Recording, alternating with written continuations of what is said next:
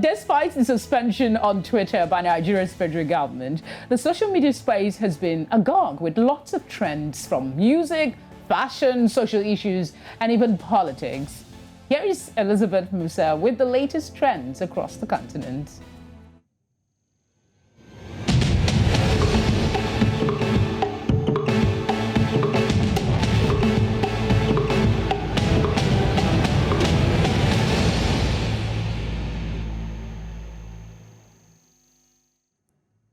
Good morning, Felicity, Olisa. How are you this morning? Oh, doing great, Liz.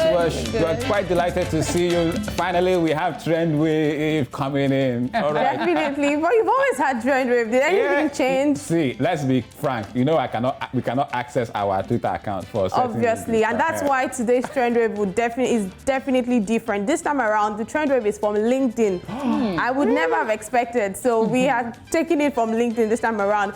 And today's Trendwave is actually centered around skin shaming and call-out culture.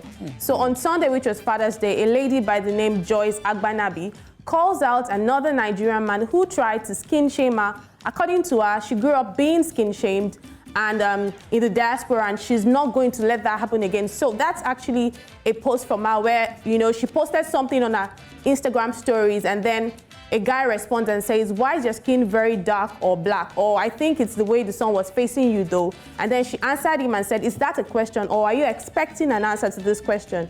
And then the guy says, "You're still black as charcoal at the end of the day. Go and bleach there." Oh my gosh. Like, can you just imagine that?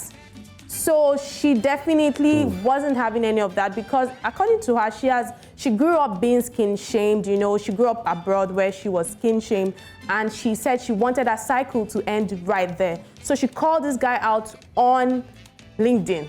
I wonder how people feel that they have the audacity to go to the audacity people's to comment actually call someone's out and just, you know, spill all kinds of gibberish. So how come Wells Fargo is involved in this one, Liz? Yeah, so Wells Fargo is the company the guy works with. Apparently, so I did my findings and I found out now that he's no longer working there. He now works with Bank of America. So he used to work with Wells Fargo. So she called out the company to, you know, check their staff. So, you know, she says, blah, blah, blah, today is Father's Day. So she now calls them out, but also on a great day like this, another black mature man, Oluwaseun Oye, working for Wells Fargo, who I barely know, deemed it fit to color shame me for no reason. But why? What was my offense? Then she goes and explains how she grew up hating her skin. She was bullied, insulted, and all that stuff because she was black. She went through this as a Nigerian in Nigeria, a black nation, surprisingly. And she said 6 years ago, she would have taken you know, the move to change her skin color for any amount and cried herself to death. But no, she's not going to be that girl anymore. She's a black, strong, successful woman, and she loves her skin, but will not allow this bully run around the streets emotionally abusing women. So she says it's 2021, and on a beautiful day like this, when we celebrate fathers, I didn't expect a message like this from another black man, but this has to stop here. So she calls him out and calls Wells Fargo, and she says Wells Fargo employee has to be called to order. We need to protect other women from people like him. So that's a response from Wells Fargo, which says, "Thank you for bringing this to our attention, Joyce. We're so sorry to learn of this experience. Could you please send us an email?" And, you know, all that stuff. So, you know, people are definitely reacting to this. Of course, much of the reaction is support, you know, for this young lady. But some people still think that, you know, it's a bit too much, you know, calling out on social media and just one of the extremities of cancel culture. What do you make of this? Well, it's quite a lot to swallow. First of all, I think the private exchange between them was from Instagram, right? If I'm not mistaken. Yes, it was on Instagram. And she released it herself, right? Yes. Okay. You know, but if he had stopped at the first, the first comment he made, one would have found maybe some sort of excuse to forgive him. But going further to say that, I mean, the kind of things you see in your DM, it doesn't matter whether you follow the people or not. Were they previously acquainted to go with such a first? That's what she said. She says, a guy who I barely know. All right, I guess And it's the audacity for me. So he comes and says, "Oh, you're still as black as charcoal. Go and bleach there."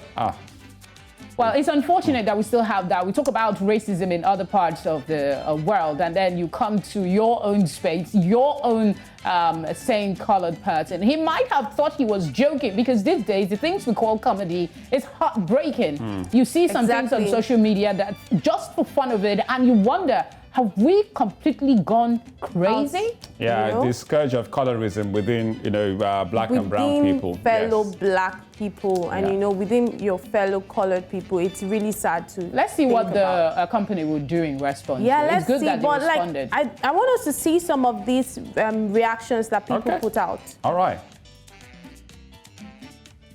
So that's one from Fatu Kasama. She says, thank you for speaking up. Bullies like him have no place in our professional or social lives. I hope they take the appropriate measures to address this behavior. By the way, Joyce, I see a strong, beautiful black woman, and there's no stopping you.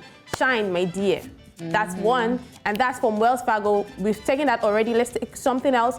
There's also something from somebody, that Shade Ladipo, which of course we know is a media personality. She says, thank you for not hiding this identity. We need to always have a name to people like this. Having to defend our skin color is something, unfortunately, so many dark-skinned people have faced for too long. You, my sister, are gorgeous. Thank you again for sharing. So that's me sharing some love and light this morning. So this is disgusting. I'm a father to 3 dark-skinned, beautiful girls, and no one should try this with any of them. I wish this immature dude learns from this and becomes a better person. Sometimes I just want to learn from mistakes and not punish them if this is the first and only offense. So that's that man trying to, say that, they've overdone things, probably just, give this man a room for change. So that's it from my end. There's also lots more, but I think I have to wrap it up here. I know, there's always something. For those that are interested in following, you can find us on Instagram and on LinkedIn, and just follow some of the stories that we dish out on a daily basis. Thank you very much, Elizabeth, for the latest trends. Always a pleasure.